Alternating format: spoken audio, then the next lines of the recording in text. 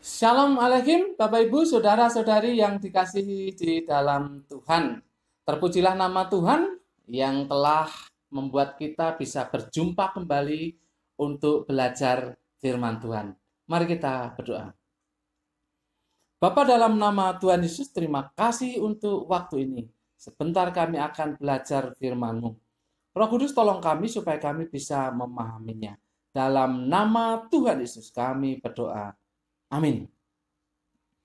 Bapak Ibu, Saudara-saudari yang dikasihi dalam Tuhan, hari ini Selasa 9 Februari 2021 kita akan belajar dari Matius pasal yang ke-23 ayat 1 sampai dengan yang ketiga. Matius pasal 23 ayat 1 sampai dengan yang ketiga. Judulnya adalah Kursi Musa. Kursi Musa.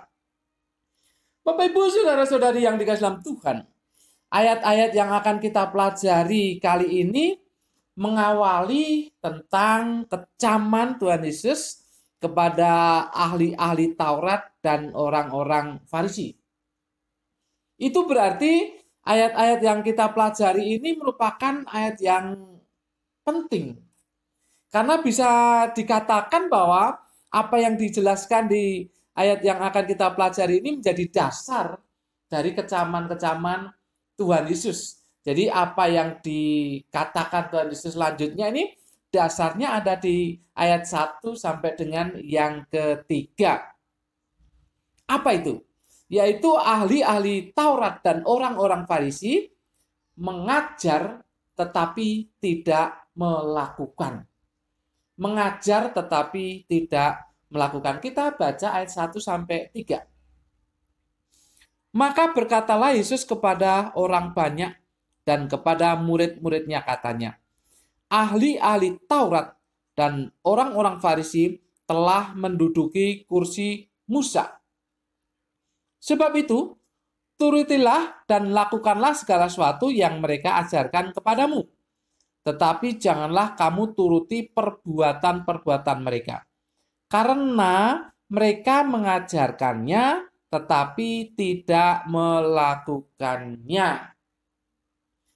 Bapak Ibu, Saudara-saudari yang dikasihi dalam Tuhan, dikatakan di ayat itu adalah bahwa mereka menduduki kursi Musa. Mereka menduduki kursi Musa. Apa artinya? Apa artinya mereka menduduki kursi Musa? Bapak Ibu, Saudara-saudari yang dikasihi di dalam Tuhan, kalau kita diajak berkunjung ke sebuah tempat di Israel, maka kita bisa atau masih bisa melihat sebuah peninggalan berupa kursi Musa. Berupa kursi Musa. Kursi Musa itu letaknya di Korasim. Di Korasim. Kalau menurut Matius 11 ayat 21, Korasim ini merupakan salah satu kota yang dikutuk oleh Tuhan Yesus. Karena kutukan itu, maka Korasim sekarang menjadi reruntuhan, ya, menjadi reruntuhan. Tidak ada bangunan untuk perumahan, tidak ada, menjadi reruntuhan. Tidak ada kehidupan di Korasim, istilahnya demikian. Karena tidak ada yang menghuni. Korasim tidak ada yang menghuni. Tidak ada orang yang bertempat tinggal di Korasim. Jadi bisa dikatakan seperti tidak ada kehidupan.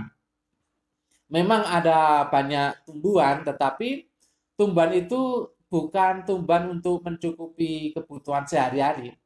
Jadi sepertinya itu merupakan tumbuhan yang lama, jadi liar, tumbuh sendiri, lama. Di sana ada banyak ya, beberapa kita nanti bisa lihat di foto yang akan saya tampilkan ya. Itu banyak tumbuhan-tumbuhan, tapi itu bukan untuk kebutuhan pokok sehari-hari. Ada peninggalan yang menarik, yaitu peninggalan bekas seperti orang pernah hidup di situ gitu ya. Peninggalan atau reruntuhan bekas seperti orang pernah hidup di situ. Tapi ada yang lebih menarik lagi, yaitu ada peninggalan rumah ibadat atau sinagog, reruntuhan ya, reruntuhan berupa reruntuhan rumah ibadat atau sinagog. Nah, Bapak Ibu, saudara-saudari yang dikasih dalam Tuhan, kita tahu bahwa sinagog itu bagi orang Yahudi itu merupakan pusat pengajaran, juga merupakan pusat kehidupan sosial, ya. Bahkan kehidupan hukum, berkaitan dengan hukum. Kalau ingin membicarakan masalah sosial, ya seringkali dibicarakannya di sinagog. Atau masalah hukum, ada kesalahan seseorang atau ya sebagainya seperti itu, seringkali di sinagog. Tetapi terlebih daripada itu menjadi pusat pengajaran. Sinagog atau rumah ibadat itu menjadi pusat pengajaran. Itulah sebabnya di situ ada kursi Musa. Ada kursi Musa. Bapak Ibu saudara-saudari dikasih Tuhan, di kursi itulah ahli-ahli Taurat atau orang-orang Farisi mengajar. Jadi di kursi Musa itu ahli-ahli Taurat atau orang-orang Farisi itu mengajar. Itulah pengertian menduduki kursi Musa secara literal, kontekstual. Jadi memang orang-orang Farisi atau ahli-ahli Taurat memang duduk di situ untuk ngajar. Karena letaknya itu di sinagog ya. Di sinagog kursi Musa itu. Jadi orang-orang Farisi atau ahli-ahli Taurat duduk di situ mengajar, ya berdiri juga, kemudian duduk lagi untuk mengajar, membaca, mengajar begitu. Jadi menjadi pusat. Itulah yang diartikan dengan menduduki kursi Musa secara literal. Jadi memang benar-benar duduk di kursi itu. Iya, ini tidak salah. Tidak ada salahnya di situ kan. Tidak ada salahnya. Nah, makna secara figuratif menduduki kursi Musa itu berarti mempunyai otoritas untuk mengajarkan hukum. Jadi kalau ahli-ahli Taurat dan orang-orang Farisi menduduki kursi Musa, maka mereka mempunyai otoritas untuk mengajarkan hukum, terutama juga hukum Tuhan, Torah ya, terutama itu. Tapi intinya adalah memiliki otoritas.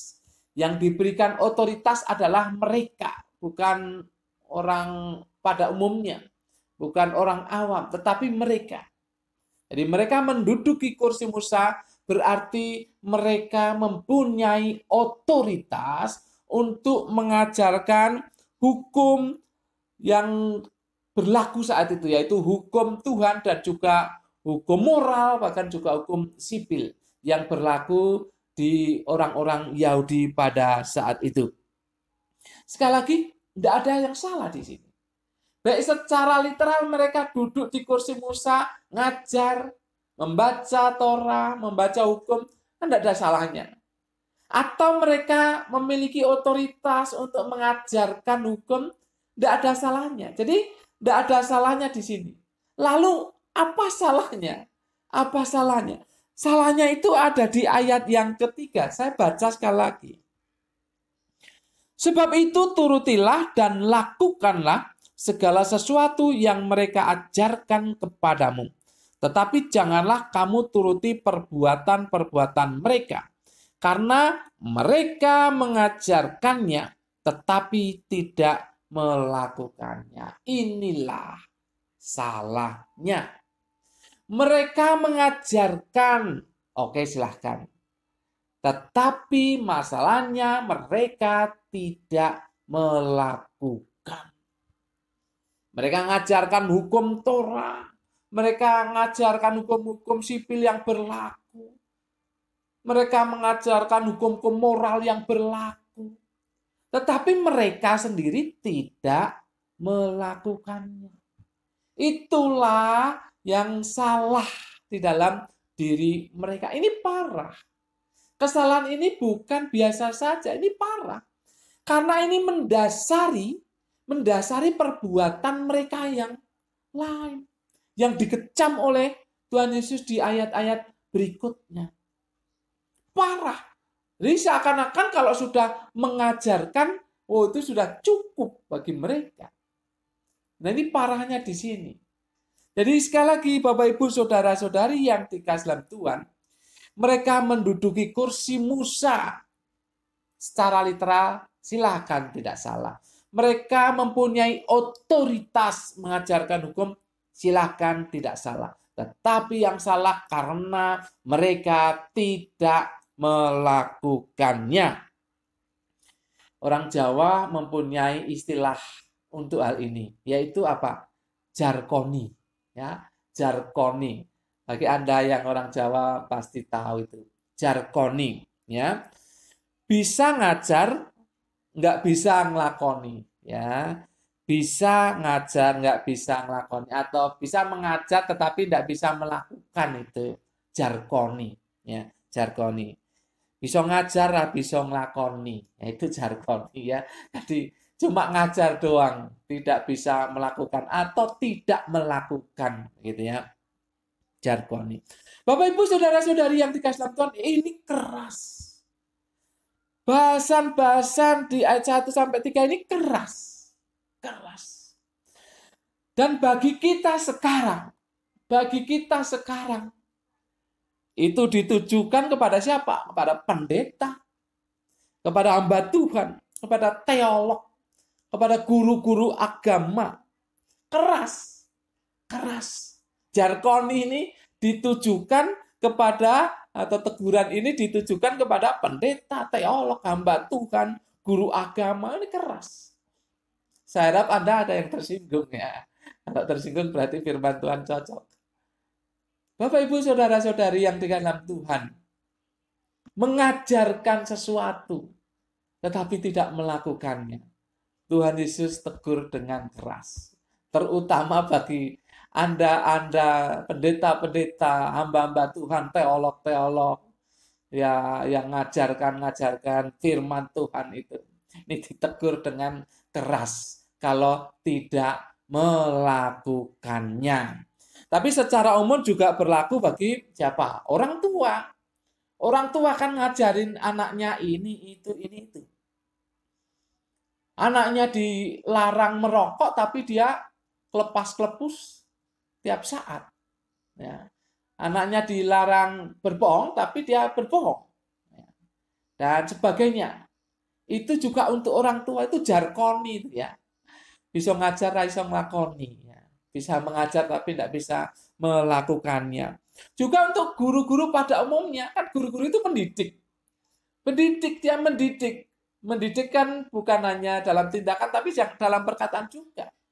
Bisa didik, bisa ngajar, tapi tidak bisa ngelakoni. Ya sama aja, mendapat teguran yang sama. Juga untuk setiap kita. Adalah kalanya kita ini suka menasihati orang lain. Memberi saran kepada orang lain. Ya, memberi penghiburan, ya macam-macam perkataan-perkataan yang menguatkan orang lain. Atau yang membuat orang lain harus melakukannya. Semacam perintah begitu. Tapi kita sendiri juga tidak melakukannya. Itu berarti juga dalam status yang sama ditegur oleh Tuhan Yesus, jarkoni.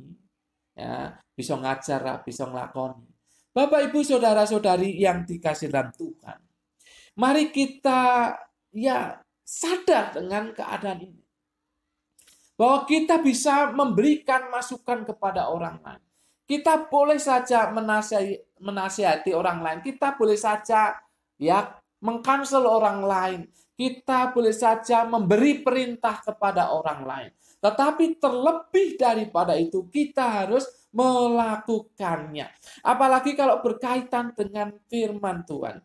Kita bisa mengajarkan, kita bisa berkhotbah, kita bisa pimpin PA. Macam-macam yang bisa kita lakukan dengan firman Tuhan ini.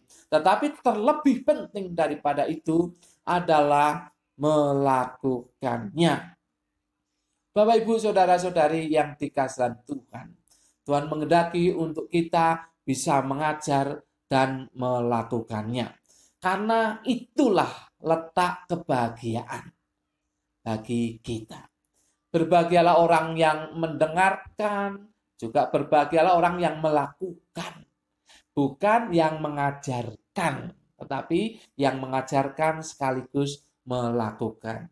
Orang-orang demikian akan berbahagia. Bapak Ibu, para pendeta, hamba Tuhan, teolog, dan saudara-saudara yang awam yang suka menasihati, ingin mendapat kebahagiaan sejati? Tentu jawabannya ingin.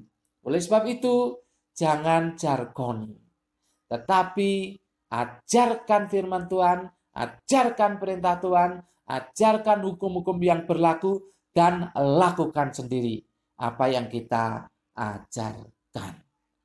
Amin. Mari kita berdoa. Bapa, dalam nama Tuhan Yesus, terima kasih untuk teguran yang Kau berikan kepada kami semua. Kami yang suka menasihati, memberi perintah kepada orang lain, bahkan mengajarkan firman-Mu kepada orang lain. Biarlah dimampukan oleh Roh Kudus untuk melakukannya. Terima kasih Bapak atas firman-Mu. Dalam nama Tuhan Yesus kami berdoa. Semua kita yang siap menjadi pelaku-pelaku firman yang kita ajarkan berkata amin. Tuhan memberkati Bapak Ibu Saudara-saudari senantiasa.